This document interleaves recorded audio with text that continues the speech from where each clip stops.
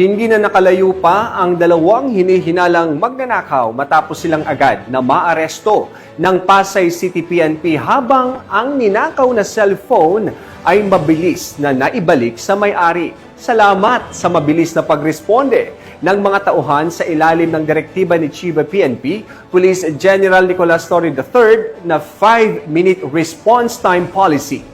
Patrolwoman Ivy Corporal sa report. Mabilis na naaresto ng mga partiba ng Pasay City Police Station ang dalawang sospek kabilang ang isang minor de edad na sangkot sa pagnanakaw ng cellphone sa barangay 184 Andrew Avenue sa Pasay City.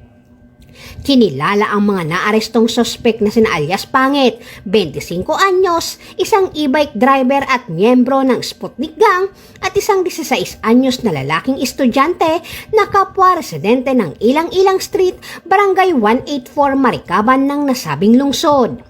Sa mabilis na aksyon ng pulisya, agad namang nabawi sa mga sospek ang isang Samsung Galaxy A15 5G na pag-aari ng biktima. Po, maraming salamat sa pamumuno ng sa Station 7 Marikaban ni Lieutenant Tayabas at sa kanyang mga police officer staff na pagka-recover ng aking cellphone po at saka pagkahuli ng dalawang na nagnakaw ng cellphone po. Maraming salamat at big salute sa PNP. Dinala naman ang mga sospek sa Substation 7 para sa dokumentasyon at inquest proceeding sa Office of the City Prosecutors ng Pasay City.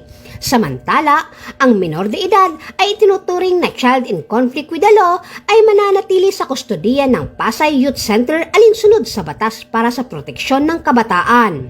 Mula dito sa Metro Manila, ako po ang inyong PNN correspondent, Patrolwoman Ivy Corporal, alagad ng batas, tagataguyod ng Balitang Pulis.